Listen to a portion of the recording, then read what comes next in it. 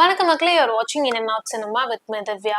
ரீசெண்டா பாத்தீங்கன்னா சோஷியல் மீடியால பயங்கரமான ஒரு ஃபேமஸான யூடியூப் இன்ஃபுளுசரா இருக்கக்கூடிய இர்ஃபான் பாத்தீங்கன்னா அவருக்கு பிறக்க போற குழந்தை ஆனா பெண்ணா அப்படின்னு தெரிஞ்சுக்கிறதுக்காக துபாய்க்கு போய் பாத்தீங்கன்னா அதுக்கான டெஸ்ட் எல்லாம் எடுத்து அதை ஒரு பார்ட்டியாவே செலிப்ரேட் பண்ணியிருந்தாரு. அவருக்கு பிறக்க போற குழந்தை பெண் குழந்தை அப்படின்னு அந்த பார்ட்டியில ரிவீல் பண்ண அப்ப இர்ஃபானும் சரி கூட இருந்த எல்லாருமே பாத்தீங்கன்னா பயங்கரமா அந்த விஷயத்த செலிப்ரேட் பண்ணியிருந்தாங்க.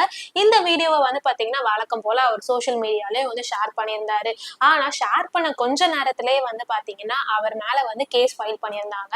ஏன்னா நம்ம இந்தியாவை பொறுத்த வரைக்கும் பாத்தீங்கன்னா பிறக்க போற குழந்தை ஆனா பெண்ணா அப்படின்னு ஜெண்டரை தெரிஞ்சுக்கிறது அப்படின்றது சட்டப்படி குற்றம். சோ பாத்தீங்கன்னா என்னதான் அவர் துபாய்க்கு போய் அந்த டெஸ்ட் எல்லாம் எடுத்திருந்தாலுமே அவர் பண்ணது பாத்தீங்கன்னா நம்ம இந்தியன் லா படி சட்டப்படி குற்றம் அப்படின்றனால அவருக்கு பாத்தீங்கன்னா நோட்டீஸ் அனுப்பியிருந்தாங்க. இந்த விஷயம் தொடர்பா பாத்தீங்கன்னா இர்ஃபான் மன்னிப்பு கேட்டுட்டாரு.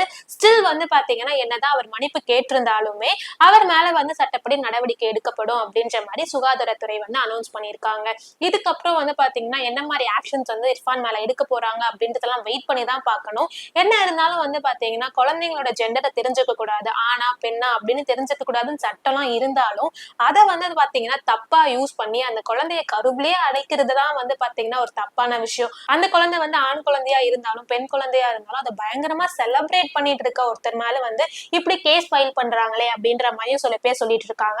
சில பேர் பாத்தீங்கன்னா இது இந்தியாவை பொறுத்த வரைக்கும் சட்டப்படி குற்றம், சோ அவர் மேல ஆக்ஷன் எடுக்கணும் அப்படின்ற மாதிரி சொல்லிட்டு இருக்காங்க. இந்த விஷயத்துல உங்களோட கருத்து என்ன அப்படின்றதெல்லாம் கமெண்ட் பாக்ஸ்ல ஷேர் பண்ணுங்க. இந்த மாதிரி ரெகுலரான அப்டேட்ஸ்க்கு மறக்காம சப்ஸ்கிரைப் பண்ணுங்க.